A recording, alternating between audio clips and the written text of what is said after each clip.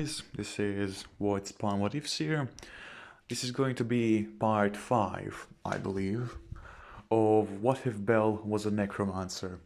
Now, in the last episode, we, well, we left off with Royal, that being the prince, basically being killed by Jason. Jason being this guy right here. And, well, also if you guys want to know in what type of enchantments his armor enacts, basically, well, for the armor or the more in-depth version, you can go ahead and watch the last episode. But for this one, I'm basically gonna say this. Those 3 red gemstones which he has in his axe, basically 2 of them can fire hellfire magic, and while the third one can fire black lightning. So yeah, he basically used all 3 of those crystals, combined them together into one massive attack and killed the prince, the high prince of the Imperium. That's when Bell simply used one of his AoE death magic attacks and basically killed the remaining 200 or so royal guards which were following the prince. Now, the 4th largest city, that being the one which they just attacked, the army basically arrives and they're able to drive off the undead. But still, the king gets the news and, well, Bell doesn't, doesn't turn the prince into an undead. What Bell does is that he has one of his lesser important inquisitors, like one of his, just inquisitors, basically go ahead to the capital, sneak into the palace. Now, and then he jumps in front of the king, or well, the emperor, that being, when Ares is there, along with most of his familia, being basically what he said, most of the Ares familia is above level 20, although there are still some who are level 19, 18 or 17. So it's his familia is either 17, that is level 17 or above. And well, needless to say, most of his familiar sprung into action, and well, that's when they notice a shadow looming basically all around the Inquisitor. That's when Bell takes the place of the Inquisitor. And well, the king is not exactly afraid. The king basically takes his sword that is the emperor, takes his sword immediately. But well, that's when he sees what Bell has in his left hand. That being the charred and burnt corpse of his prince, of his son, the High Prince. The only reason why he can even recognize that it's him is because of his armor.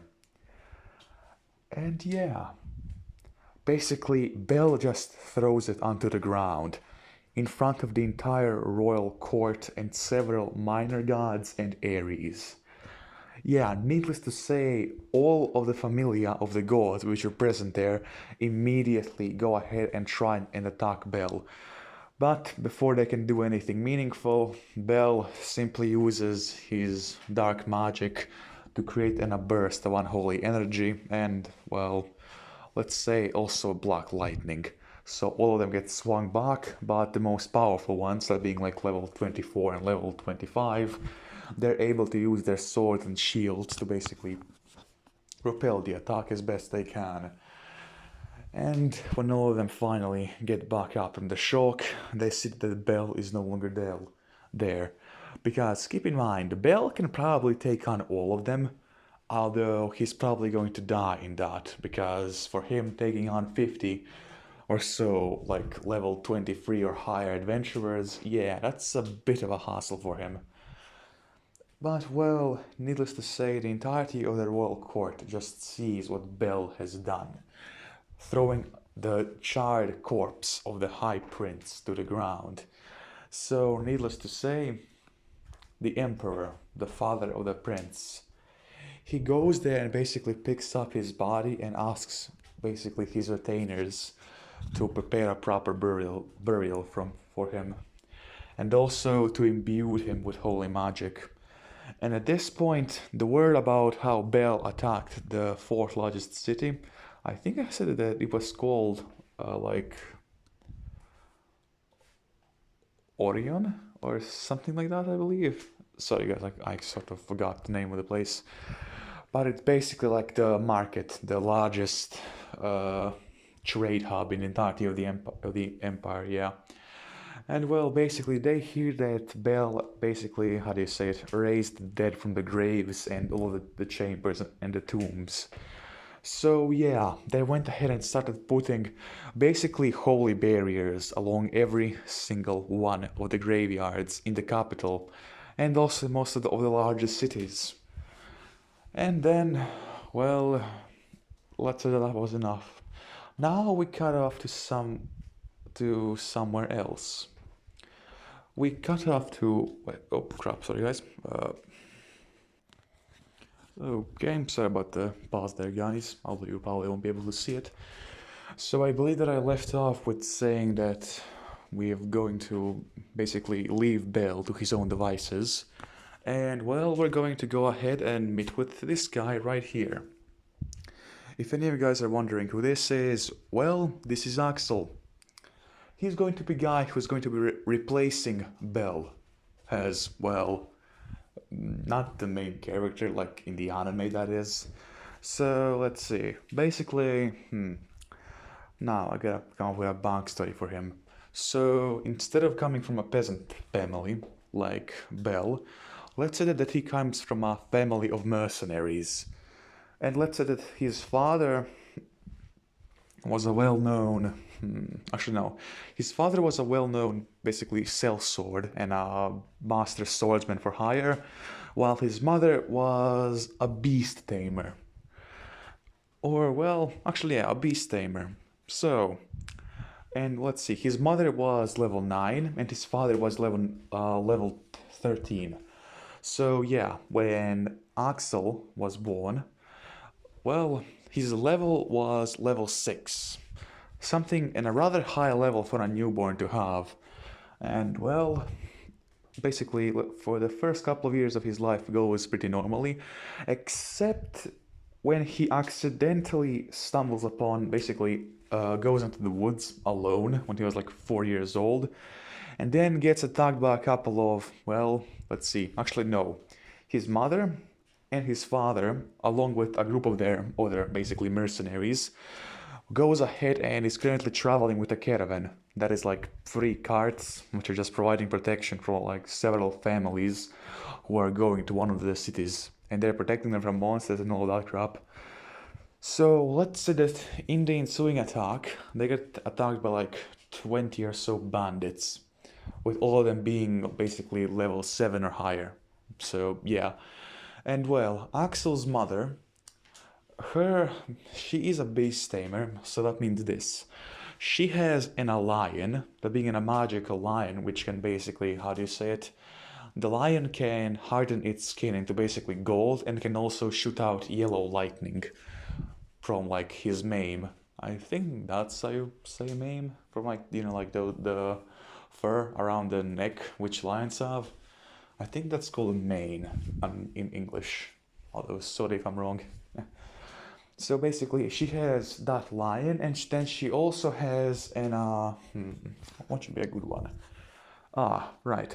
Let's say an eagle, which can basically, she can use with using one of her, that is, the techniques, or basically magic, her beast tamer magic, she can see through his eyes, or basically her eagle. So yeah, she immediately spots how many enemies there are.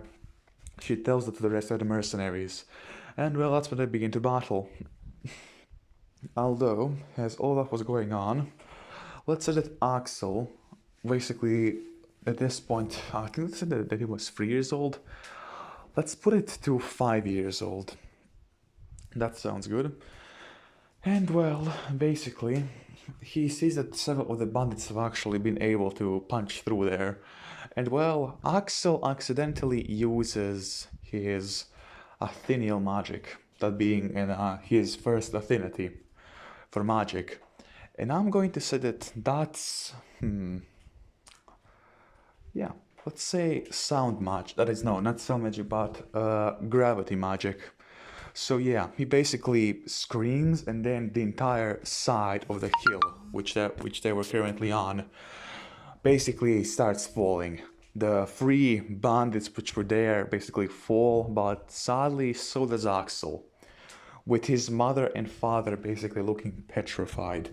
Now, and this hill, like it's not exactly on a hill, it's basically in an edge of a mountain.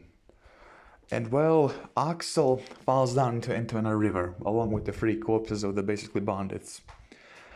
And well, Axel's parents basically try and get back to him, but then they also have to deal with something else. That being that the bandits weren't alone, and currently they're also fighting against several bands of orcs, goblins, and warg riders. Although not undead ones, it's like regular orcs. So yeah. Although wait, they're actually no, I'm just gonna say that like the monsters can communicate, but like they kill humans. So yeah. And well, although these monsters aren't like Xenos, those being like the monsters with actual intelligence, which can like properly speak and all that. So yeah, they also attacked the caravan, with Axel's mother and father not being able to go after their son. And well, let's just say that one day after that attack, Axel regains consciousness, feeling basically extremely, and well, actually no, he feels extreme pain because, well, he's broken most of his bones. So, yeah. Although that's when he hears something, basically in the bushes near him. So, yeah, he sort of gets afraid, but that's when he sees something.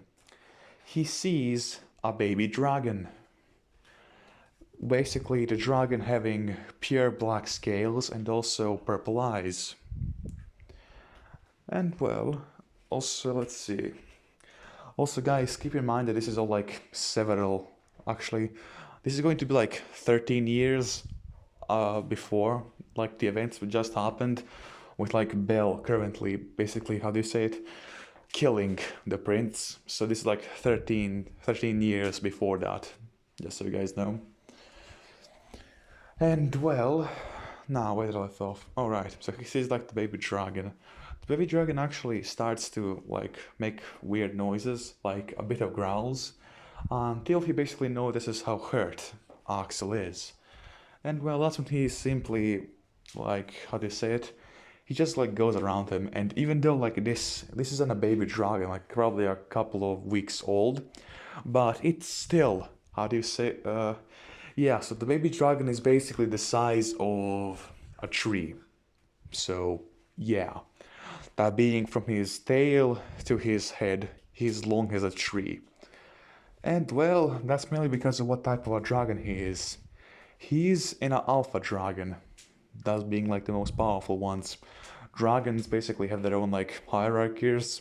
Hierarchies. I think that's the right way to say it.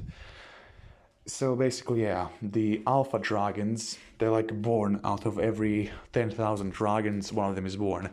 And keep in mind that currently in the world there's like several million dragons.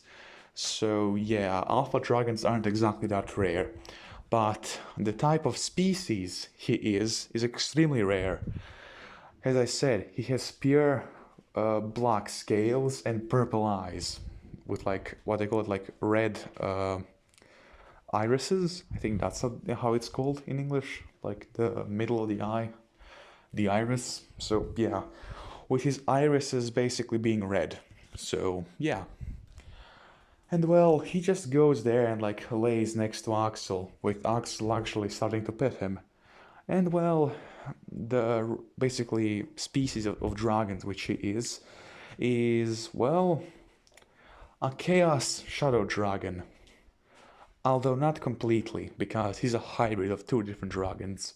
One like his mother, which is currently, well, let's like go back like a couple of hours before Axel regained his consciousness. So yeah, his mother, the baby dragon, is currently being attacked by several adventurers who are trying to kill her. And well, with using the last remains of her, basically magic, because like I said, most dragons are actually extremely intelligent. And well, the dragon which what is it, Bell killed, like in when he was still a human, that wasn't a dragon which spawned out of in a dungeon. But dragons which don't spawn from dungeons are extremely intelligent. Like one of the most, they're basically the creators of magic. Like in terms of their power, let's say that it is like the most powerful dragons are elder dragons, or well, the elder alpha dragons. So yeah, basically in power scaling, they're almost at the same level as gods. So they're a bit stronger than Bell. Although keep in mind that if Bell truly concentrated, he could probably kill an elder alpha dragon. So yeah. And well, their magic is basically immense. Although the mother of the baby dragon, which I'm still not sure what to name him. I'll see by next episode. Saying, well, that being said, if you guys have any names, just feel free to suggest them in the comments below. So yeah, and well, basically her mother, the baby dragon, is a female, by the way. Basically, her mother is currently being attacked by the adventurers, which are killing her mainly for her eyes, because the eyes of basically, how do you say it, chaos shadow dragons, because of their like unique properties, they're basically used for this. They can be used for basically, if you dilute the eyes into like an elixir, it can raise somebody's magic stat by 5,000. So yeah, like in terms of like sheer power scaling, that's a pretty rare item, because like if you give that to an apprentice sorcerer, his power level is going to rise up if he only has like 5,000 stat points in magic, which, keep in mind, most people's magic isn't that high, unless their family members also had magic. And well, Bale is sort of how do you say it? Well, he is currently the only lich. That doesn't mean that I won't be putting any more liches. I'm just going to be saying that he is one of the most powerful magic users. So basically, there's the Elder Alpha Dragons, then, actually no, there's the Gods, which can use all sorts of magic. Then there are the Dragons, which usually have 1 or 2 or 3 affinities for magic, but the ones they do have are several hundred times stronger than that of humans. Then there is Bell, as the only lich currently being alive. His magic is also immense. Then there are the head sorcerers of basically magical academies and all that crap. And they are currently tied with the Pope. So yeah, like the popes of like the different gods, like their magical power is also rather large. Although they mostly use holy spells, so yeah. And then after them comes like the, like sorcerers, wizards, witches, mages, and then going down all the way to basically common level, basically villagers. So yeah. Basically, and also let's say this, like when a person is born, there's a high chance of him not even having any sort of magic, because of the magicules around basically the area, or how many magicules his mother or father have. So in some instances, basically, let's say it like this. A mother and father, if they have high magic, their son or daughter also has high magic. But then there are also some instances where their son or daughter have absolutely zero magical affinities. That's basically because the gods wouldn't going to allow it, because if it was that easy to make such a powerful child, at this point, Bel would have been considered an extremely weak enemy. Because if there was a family which for like the last 3,000 or 4,000 years since Bel died, was basically, how do you say it, genetically improved by basically buying up the best sorcerers and all that crap, to basically have the most perfect human or mortal warrior. So yeah, they'll probably be able to wipe the floor with Bell. And well, now let's get back to it. So basically, the mother of the baby dragon uses the last of her magic to basically teleport the baby dragon into a safe location. And well, that's when the baby dragon just hears like a gigantic thud. That being his mother finally dying. Yeah, another sad story. Also, sorry for any of you guys who like don't like basically me killing off animals, since I did that in like 3 different what ifs now. Sorry. And well, let's see. Right. So that's basically what happened. And then the baby dragon wandered the woods a little bit, killing some, what you say it, orcs to basically feed on them. And then basically is when he goes ahead and meets, what do you call it, Axel. So yeah. And well, he starts slowly but surely actually healing Axel, mainly because of how much magic the baby dragon has. And well, Axel slowly starts to get up. Like his bones are still broken, but it's manageable. And that's when the dragon basically picks him up, like between his legs, and just using its head basically pushes him on top of his back. So yeah, although at that point something happens. They hear another basically rustling in the bushes. Now the dragon is like currently, how they say it, growling, or yeah, I think that's how I say growling, or growling at the bushes, until they see basically a female elf basically come out from there.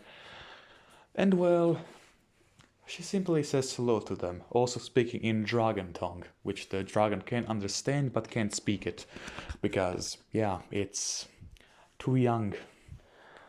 And well, then she asks the dragon who the human on him is, and well, the dragon can't exactly respond, and that's when she just realizes how, basically, how young the dragon is, like only being a couple of weeks old at most. So, yeah. And that's when she also finds out that there's some sort of weird connection between the baby dragon and Axel. And well, that's when that is no. His second affinity is basically his mother's, that being that he's a beast tamer. Although a bit better, since, yeah, he's a fucking dragon tamer. Which, in all purposes, I would rather have a dragon than a lion. So, yeah. And basically that's when the elves, basically, that is, the female elf takes both Axel and the baby dragon to the kingdom of the elves. Or, well, the forest of the elves, of the wood elves. And the wood elves basically live in harmony with like all of the beasts of the forest, including dragons.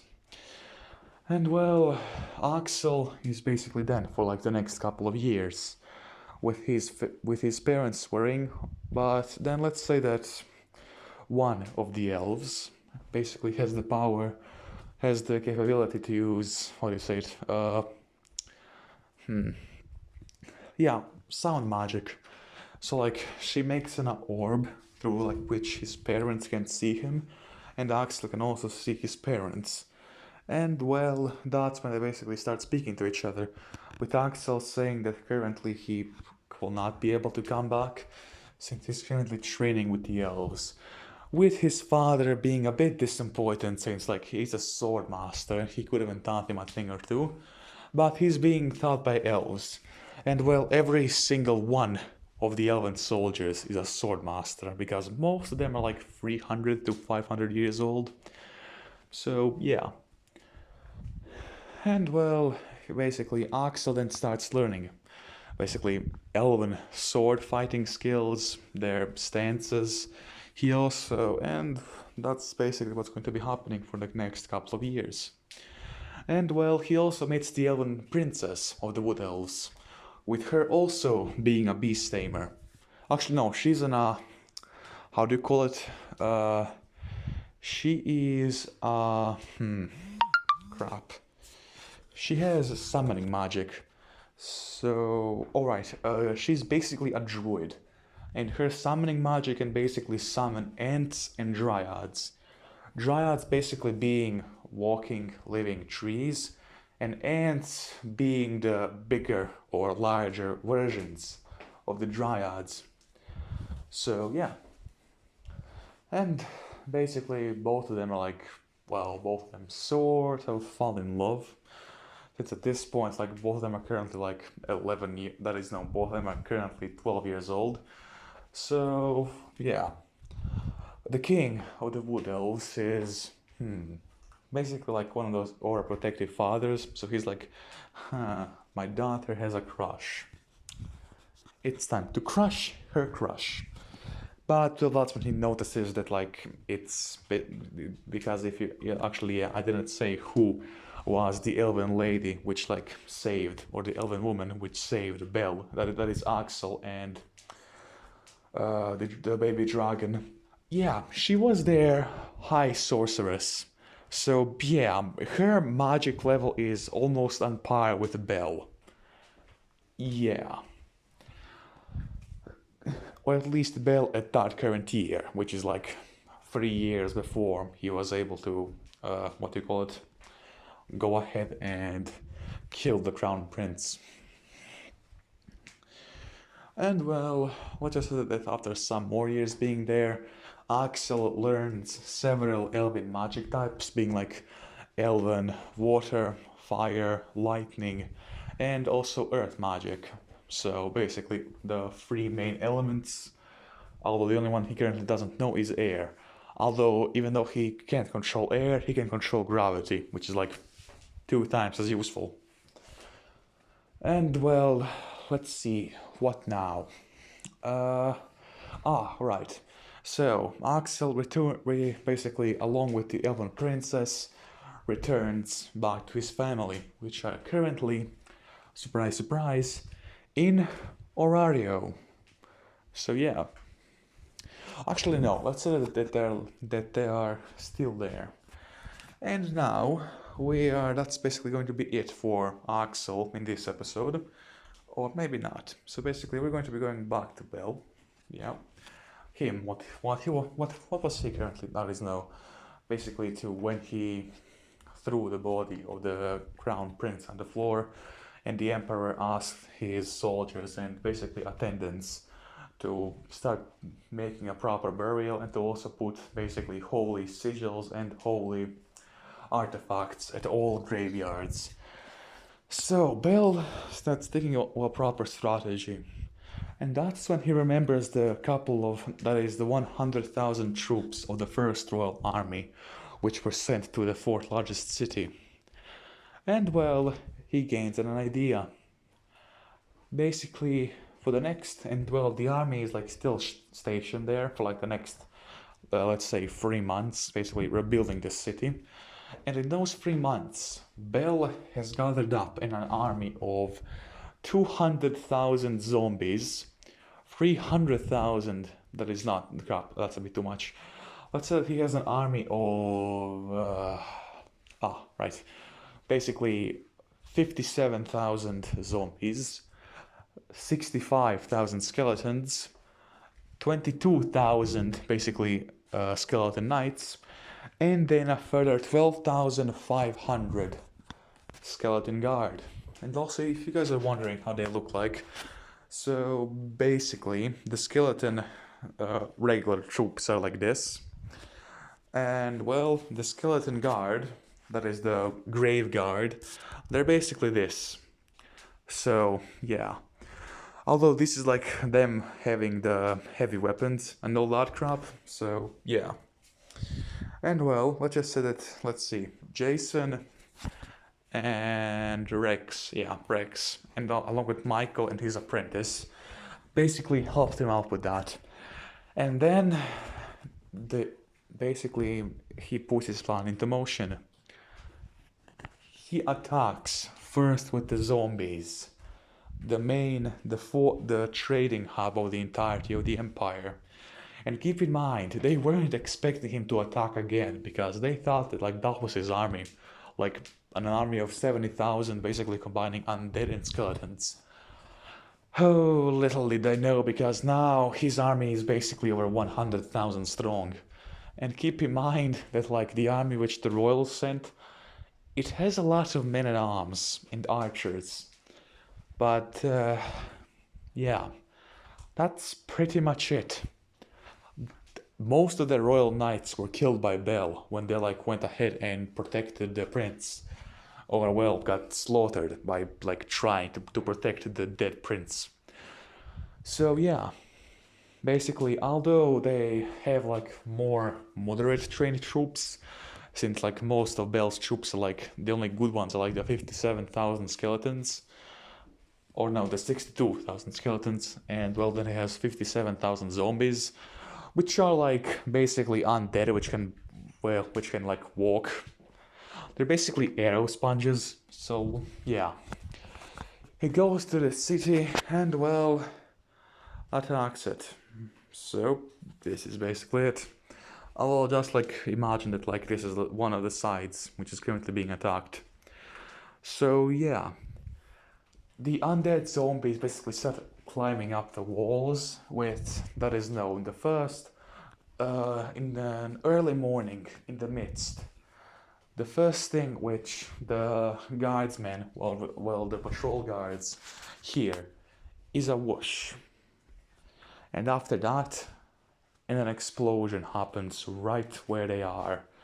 That being fire magic or hellfire magic, because basically the entirety order of the Necromancers, or the Necrocomican order, all 160 of them, that's like their new recruits, although none of their Inquisitors are here. That's like the only 160 basically, what do you call them? Actually, there's like 60 of them are proper sorcerers, like actual necromancers, which can use necromancy. And then a further 100 of them are basically scribes, which are currently using fire magic or hellfire magic. Or basically lightning or black lightning.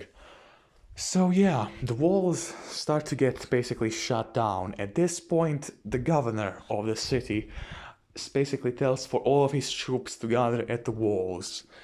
And well, you just see basically this. The soldiers running up the walls, and as the first one gets in position, he just sees a hand grab him by his basically armor, and then pull him down. That's when they look down and see zombies scaling up the walls. All 57,000 of them. And well, that's when their archers start to shoot along with their own fire mages, basically blowing up the entire area. And well, when that was over, they hear something else.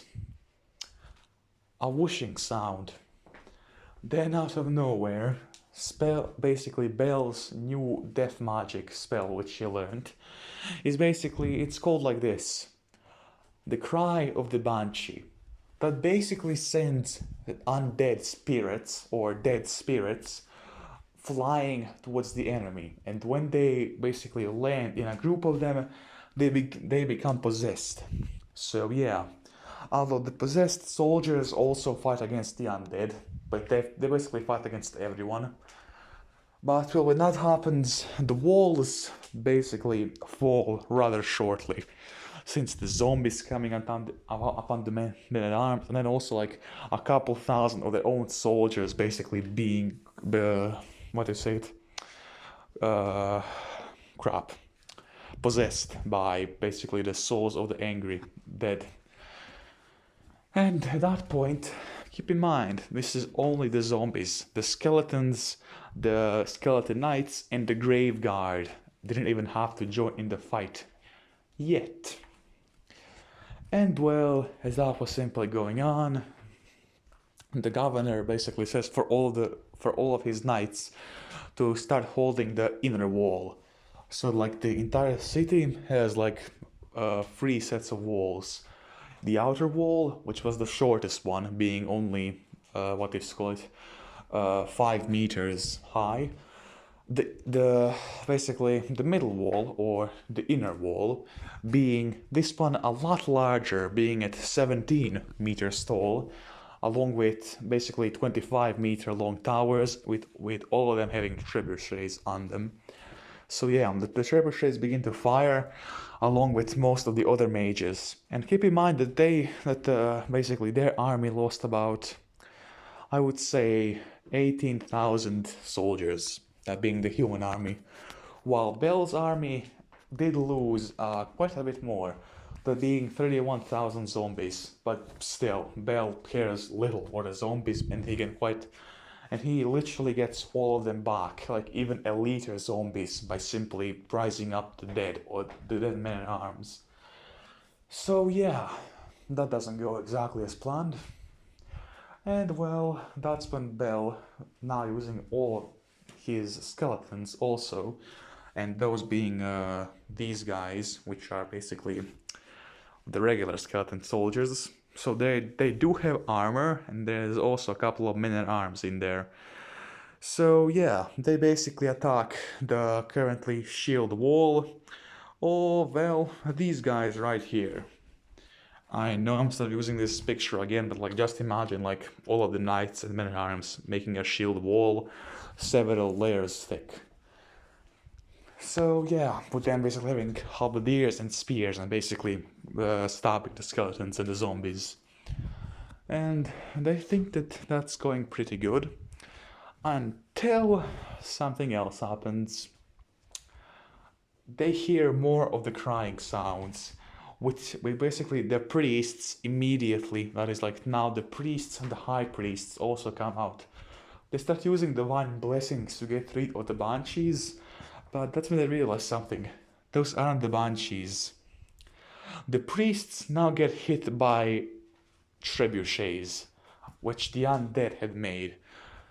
And well, let's just say that currently as the basically castle is currently going on, more and more basically skeletons start flooding in through the basically holes in the walls. And that's when Bell teleports right in the innermost palace. Now, all of the knights and paladins which were stationed there, along with the governor, just see Bell. And before they can do even anything, they see his shadow just begin to pop out. And out of his shadow, the grave guard. All of them holding heavy weapons. And basically, that's like 500 grave guard versus like 2,000 men at arms and 900 knights and 700 paladins. And yeah, safe to say, the innermost part of the city gets completely demolished, with all of them being killed, with only like a couple of dozen of grave guard actually being killed. And yeah, at this point, basically, Bell goes out on the balcony and just sees most of the human forces starting to rout. They go ahead and try to enter the innermost walls, that being like the palace, but that's when the gates finally open up. They get rushed by skeleton knights, the undead men at arms, and the undead paladins as well, along with the grave guard. Actually, no, the grave guard is basically like just going ahead for like secret tunnels, basically killing any civilians, guards, or nobles or merchants which try to escape through either the sewers or the secret tunnels. So yeah, Bell, and just like that, the flags of the Necromancer order are going to be replacing the old flags of the Imperium. So yeah, the fourth largest city in the entirety of the Imperium has been conquered. And keep in mind that the Imperium has 73 million people as its population.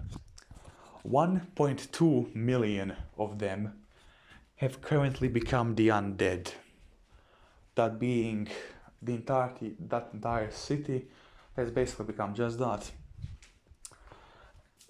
Ruled by the undead and by Bel. Now, at this point, Odin's kingdom, in a confederation of over 17 different counties, provinces, and city-states, basically being the Greece of this world, sends out in a force of 275,000 soldiers. Odin sends his champion, that being the basically what they call it, the immortal paladin, which is currently level 27 there, along, and well, also the elves joined them, those being the elves which fought in the Battle of the Four Armies. So yeah, 3 different countries sending support, basically amassing to 750,000 soldiers. Then you have the 3 imperial armies, which combine to 1.6 million soldiers. And then you also have somebody else. That being basically the alliance, though, of 5 different nations. That being the kingdom of the elves, the kingdom of Odin, or basically the Nords at this point, the Imperium, the confederations of, well, what's it, so like city-states, the confederation of Danubia, yes, that's the name, Danubia, and basically that's it. Those 4 nations in the alliance, having about 2.1 million troops going up against the 1.2 million undead which Bel has. And well, that's pretty much it. That's going to be it for episode 5. I hope you guys enjoyed it, and have a nice day and have a nice night. And also tomorrow I'm probably going to be doing 2 more episodes of What Ifs, also continuing my What If Bell, that is What If Deku was a Black Ops. So anyways, like I said, I hope you guys enjoyed, and see ya.